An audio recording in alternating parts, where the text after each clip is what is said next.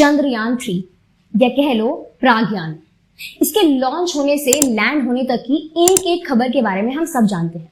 और शायद आप ये भी जानते होंगे कि चंद्रयान-3 मिशन का बजट 615 करोड़ था और हर साल भारत सरकार इसरो पर 12,000 से लेकर 13,000 करोड़ रुपए खर्च करती है। पर भारत की धरती पर लोगों के पास खाने को रोटी, पहनने को कपड़ा और रहने को मकान तक नहीं है। तो हर साल इसरो पर इतना खर्च करके सरकार क्या साबित करना चाहती है? और हमारे चंद्रयान के चांद पर लैंड होने से भारत और भारतवासियों को क्या मिलेगा? ये सब सवाल मैंने नहीं बल्कि 2013 की एक प्रेस कॉन्फ्रेंस में एक फॉरेन जर्नलिस्ट ने इसरो के चेयरमैन के राधाकृष्णन से किए थे। तो आइए इस वीडियो में इन सभी सवालों के जवाब जानने की कोशिश करते हैं। तो सबसे पहले ये जानते हैं कि भारत चांद पर जाना क्यों चाहता है। तो अगर सीधा सा जवाब दें तो पानी। जी हाँ, इसरो का चांद पर पानी ढूंढने का मकसद है। चांद पर दाग हैं, ये हम सभी जानते हैं, पर इसरो को चांद के इन दाग में पानी मिलने की संभावना नजर आती है। साथ ही साथ चांद पर बहुत से जरूरी मिनरल्स भी हैं, जैसे हीलियम-3, जिससे हम पॉल्यूशन फ्री बिजली बना सकते हैं। सबसे पहले ये बात क्लियर होनी बहुत जरूरी है कि किसी भी देश का चांद के सरफेस पर सॉफ्ट लैंडिंग करना कोई छोटी बात नहीं है। 10 अगस्त 2023 को रशिया ने 50 साल बाद अपना मून मिशन ल्यूना 25 लॉन्च किया और 20 अगस्त 2023 को ल्यूना 25 मून के सरफेस पर क्रैश लैंड हो गया।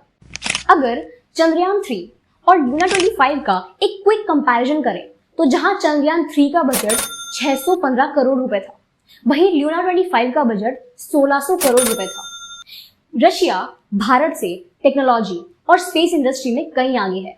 इस सब के बाद भी भारत आज चांद पर है और दुनिया का चौथा ऐसा देश है जिसे मून पर सॉफ्ट लैंडिंग की है। हम सभी भारतीयों को हमारे इसरो साइंटिस्ट और खास करके एपीजे अब्दुल कलाम जी को दिल से नमन करना चाहिए। चंद्रयान-3 का चांद पर पहुंचना एक गौरवशाली उपलब्धि तो है, पर भारत को इससे फायदा क्या होगा? इन्वेस्टमेंट्स। एक successful space mission foreign investors का भारत और भारत की टेक ड्राइवन कंपनीज पर कॉन्फिडेंस डेवलप करता है और चंद्रयान-3 का सक्सेस होना ये प्रूव कर चुका है कि इसरो कॉस्ट इफेक्टिव और रिलायबल टेक डेवलप करने में सक्षम है। इतना ही नहीं, इसका पॉजिटिव इम्पैक्ट शेयर मार्केट पर भी देखने को मिल रहा है। साथ ही साथ अगर स्पेस इंडस्ट्री की बात की जाए तो फाइनेंशियल ईयर 2023-24 के सेकेंड क्वार्टर में इसकी वैल्यू $546 बिलियन थी और भारत की स्पेस इकोनॉमी की बात की जाए तो उसकी वैल्यू 2020 में 9.6 बिलियन थी, जो 2025 तक एस्टिमेट किया जा रहा है कि 13 बिलियन डॉलर्स तक पहुंच जाएगी। और क्योंकि हमारी इकोनॉमी के सभी सेक्टर्स आपस में इंटरलिंक्ड हैं, तो टेलीकॉम सेक्टर से भी बूस्ट की उम्मीद की जा रही है।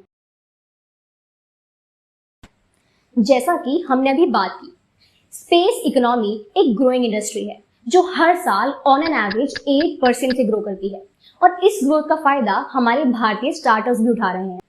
जहां 2012 में स्पेस सेक्टर में मात्र एक स्टार्टअप था, वहीं आज 2023 में 140 स्टार्टअप हैं। जितने ज्यादा स्टार्टअप उतना ज्यादा इकोनॉमिक ग्रोथ और भारत की इकोनॉमिक और टेक्नोलॉजिकल एडवांसमेंट का ये एक लाइव प्रूफ है। किसी भी सेक्टर में ग्रोथ और इन्वेस्टमेंट्स जॉब क्रिएशन में भी हेल्प करते हैं। जैसे जितने ज्यादा स्टार्टअप्स उतने ज्यादा स्पेसक्राफ्ट साइंटिस्ट और इंजीनियर्स के लिए job opportunities. Spaceship investments already 100 से ज्यादा डायरेक्ट जॉब अपॉर्चुनिटीज और हजारों इनडायरेक्ट जॉब अपॉर्चुनिटीज क्रिएट कर चुका है। एक्सपर्ट्स का यह भी मानना है कि स्पेस टेक सेक्टर में 1 लाख से ज्यादा जॉब अपॉर्चुनिटीज क्रिएट करने का पोटेंशियल है, जिसमें गवर्नमेंट और प्राइवेट ल्यूना प्रोग्राम्स इंक्लूडेड हैं। इसरो का रोल टेक, इकोनॉमी और जॉब क्रिएशन तक सीमित नहीं है। इसरो का भारतीय सुरक्षा में भी एक अहम किरदार है। जैसे 2020-21 में 10 सर्वाइलेंस सैटेलाइट्स लॉन्च की गई थी, जिनका मकसद था भारत पाक बॉर्डर पर टेररिस्ट लॉन्च पैड्स और चाइनीज नेवल एक्टिविटीज पर नजर रखना। इतना ही नहीं, उरी में की गई सर्जिकल स्ट्राइक में भी इसरो ने भारतीय सेना को एक्शनेबल इंटेलिजेंस दी, मतलब अपने सैटेलाइट GSLV Mark 3 से बहुत अहम तस्वीरें दी थी। तो इस वीडियो को कंक्लूड करते हुए बस इतना कहना चाहती हूँ कि जहां इसरो मात्र 615 करोड़ में चांद तक पहुंच गया, वहीं बॉलीवुड 700 करोड़ रुपए लगाकर भी इस VFX लेवल तक ही पहुंच पाया। तो सवाल उठाने हैं तो बॉलीवुड पर उठाएं, ना कि इसरो पर। जय हिंद, जय भारत।